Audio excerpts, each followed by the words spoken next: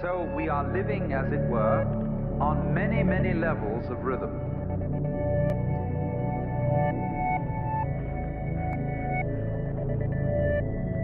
This is the nature of change.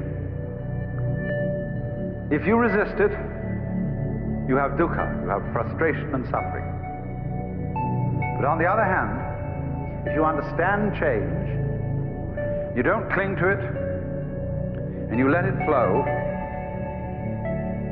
then it's no problem. It becomes positively beautiful.